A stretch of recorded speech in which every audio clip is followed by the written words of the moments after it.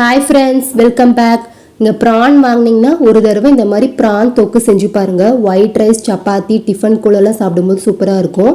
இந்த மாதிரி க்ளே பாட் எடுத்துக்கோங்க. அதில் செய்யும்போது டேஸ்ட் இன்னும் நல்லாயிருக்கும். ஒரு 3 ஸ்பூன் நல்லெண்ணெய் ஆட் பண்ணிக்கிட்டு சின்ன வெங்காயம் ஒரு கப் எடுத்துக்கோங்க. டேஸ்ட் அப்போ தான் இன்னும் நல்லாயிருக்கும். அது கூட ஒரு பச்சை மிளகா, கொஞ்சமாக கறி லீவ்ஸ் ஆட் பண்ணிக்கலாம். நான் இந்த மாதிரி 2 தக்காளி ஒரு சாப்பரில் சாப் பண்ணிவிட்டு ஆட் பண்ணியிருக்கேன். சீக்கிரமாக அப்போ மசிஞ்சிரும். கொஞ்சமாக சால்ட்டும் ஆட் பண்ணிக்கலாம். இந்த வெங்காயம் தக்காளியும் நல்லா எண்ணெய் பிரிஞ்சு வரணும். இது கூட நான் 2 ஸ்பூன் ஜிஞ்சர் கார்லிக் பேஸ்ட்டும் ஆட் பண்ணிக்கிறேன். பாருங்கள், வெங்காயம் தக்காளியெலாம் நல்லா வணங்கிடுச்சு. இப்போ நம்ம க்ளீன் பண்ணி வச்சுருந்த ப்ரான் ஆட் பண்ணிக்கலாம். இந்த சென்டரில் இருக்க நரம்புலாம் எடுத்துருங்க. அப்புறம் மஞ்சத்தூளை நல்லா வாஷ் பண்ணி எடுத்துக்கோங்க. அப்போ தான் ப்ரானில் இருக்க அந்த ஸ்மெல்லெல்லாம் போயிடும். இப்போ கொஞ்சமாக மஞ்சத்தூள், கரம் மசாலா, நான் இங்கே ஒரு 3 ஸ்பூன் குழம்பு மிளகாத்தூள் ஆட் பண்ணியிருக்கேன். உங்களுக்கு எந்த அளவுக்கு அந்த தொக்கு கன்சிஸ்டன்சி வேணுமோ ஆட் பண்ணிக்கோங்க. சால்ட்டும் கொஞ்சமாக ஆட் பண்ணிக்கலாம்.